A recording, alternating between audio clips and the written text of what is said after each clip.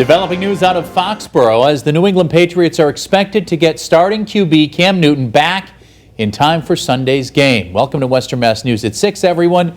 I'm Chris Pisano. And I'm Jordyn Jagalinz. Our Western Mass News reporter Kayla Burton joins us live in studio to tell us how both Cam Newton and the team are preparing in the coming days. Kayla?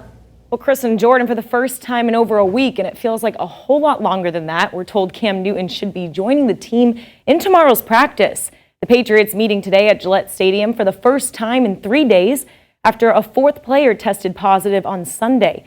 Making a gradual return, players came back to the team facility in staggered groups, limiting in-person contact interaction. We're told Newton was present in today's meetings. Though not taking the practice field just yet, the team focusing on strength and conditioning, preparing for their upcoming game against the Denver Broncos. Now, despite the limited practices, safety Devin McCourty, he tells Western Mass News, thanks to the team's chemistry, they're pretty confident going into this weekend. In our cell phones, there's a ton of group chats going on of guys, keeping each other informed, whether it's about the schedule in football or it's about what's going on with each one of us personally.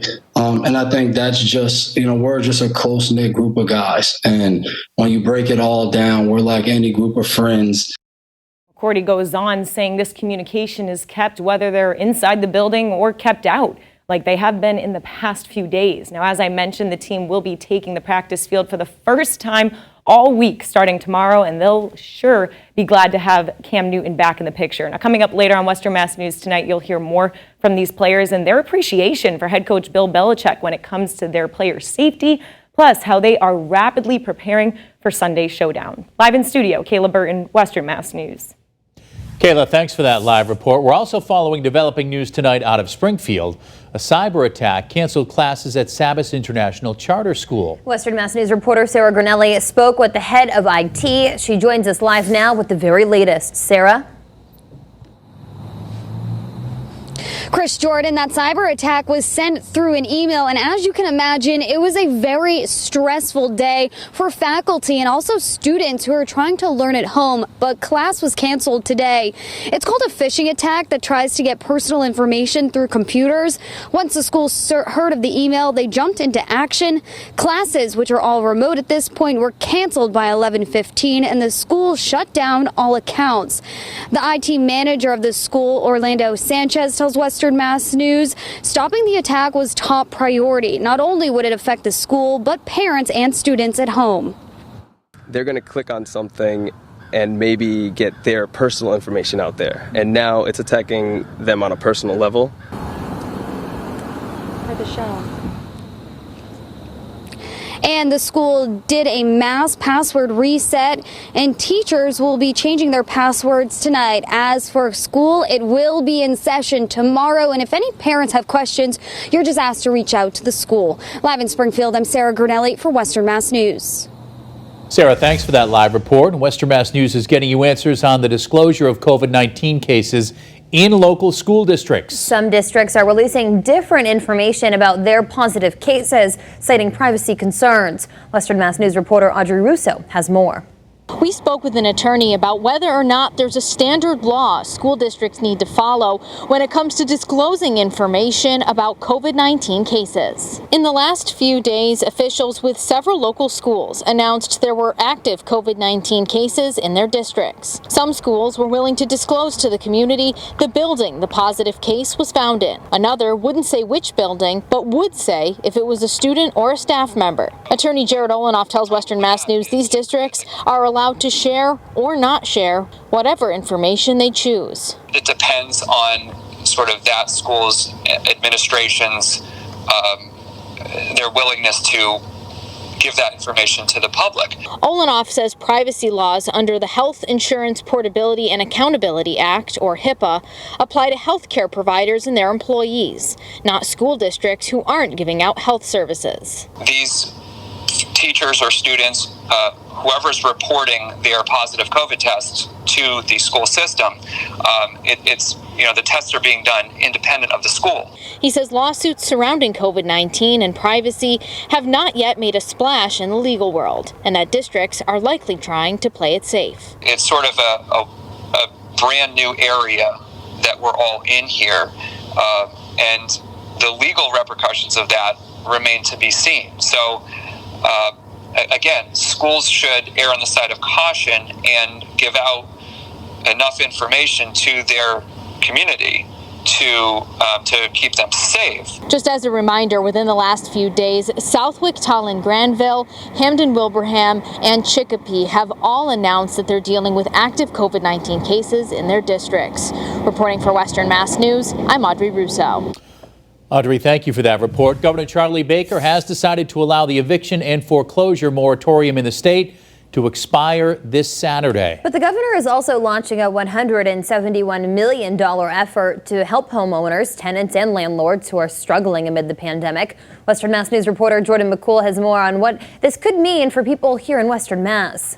The state moratorium on evictions and foreclosures expires on Saturday, but this week Governor Charlie Baker announced a new initiative to help tenants and landlords. Governor Baker's office released information about the program, saying this strategy has been designed to be user-friendly and easily accessible for tenants and landlords in need, and is comprised of new or expanded programs to help people stay in their homes. The $171 million plan includes the following programs: $100 million to expand the residential assistance for the Families in Transition program, about $48 million for Homebase and other rapid rehousing programs, $12 million to provide tenants and landlords with legal representation, $6.5 million for housing consumer education centers, and $3 million for the Tenancy Preservation Program. But a group of advocates in Western Mass say it's not enough. So it means that there's no legislative backdrop that keeps people from falling off the cliff. While all of that money is needed,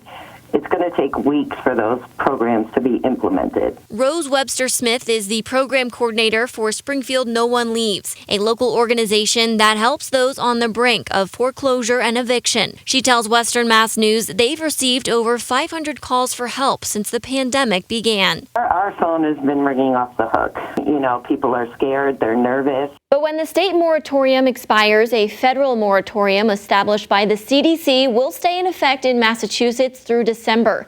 This program can prevent evictions for qualified tenants who submit a written declaration to their landlord. Webster Smith says this will not help homeowners or landlords, and money is not enough to stabilize housing. We know that, A, we're hitting the second wave. B, we're not going to lift the state of emergency and everybody's going to have jobs again. We need to be stable in our housing during the emergency and the recovery. On the same day the state moratorium expires, Springfield No One Leaves will hold what they call eviction blockage training to practice civil disobedience to help prevent families from getting evicted. For Western Mass News, I'm Jordyn McCool.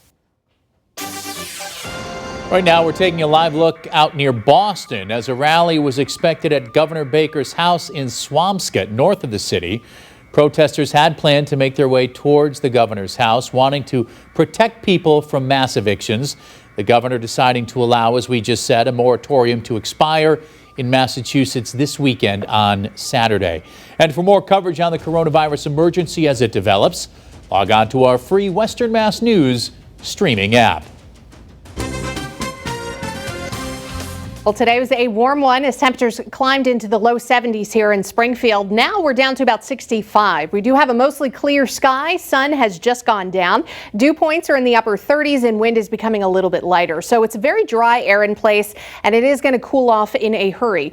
We've got 60 in North Adams, already seeing some 50s through Pittsfield and Cummington, and still some middle 60s in Springfield. But once you get into the outskirts of the downtown area, it is starting to turn cool in a hurry tonight. And that's partly due to the clear sky we have in place, but also winds continue to lighten, and that's a good setup for what we call radiational cooling, and that should help bring temperatures down to the low 40s by morning. Now, if you're like me and you're a stargazer, we've got some really good views out there tonight. Mars is the best view of the year, and in fact, it's going to be the best view for the next several years, and we'll talk more about that in a little bit. You can see Jupiter and Saturn before 11 p.m. Mars you've got all night, and Venus is that early morning bright star you want to check out. The moon, we're also almost to that new moon phase, and then we've got, again, our second full moon of the month coming our way for Halloween night. It's going to be pretty cool. Mostly clear skies tonight. Temperatures down to, again, about 40 degrees. And then tomorrow, a fast warm up. We're going to get back into the lower and even middle 70s for your Thursday afternoon. We'll have plenty of sunshine throughout the day and a gusty breeze, which could get up to about 30 miles an hour. That's all out ahead of our next round of rain. We'll talk more on that in just a few minutes. Chris and Jordyn. Jana, thanks. New developments in the case against a West Springfield man accused of killing 7 motorcyclists after driving a trailer under the influence back in June of 2019. A judge today denying Vladimir Zukovsky's renewed motion for a bail hearing. This comes as just yesterday, a judge denied Zukovsky's motion to suppress evidence. The trial is slated for spring of 2021. New at 6, the NCAA announcing today the MassMutual Center will host a 2024 Division I Men's Ice Hockey Regional. MassMutual will be hosting the games in partnership with the American International College and the University of Massachusetts. It's the first time the event will be held at the center. The 2-day regional will feature 4 teams competing in 2 first-round games, with the winners advancing to the regional finals the following day. The winner will advance to the 2024 Frozen Four, which is set to be held in Minnesota.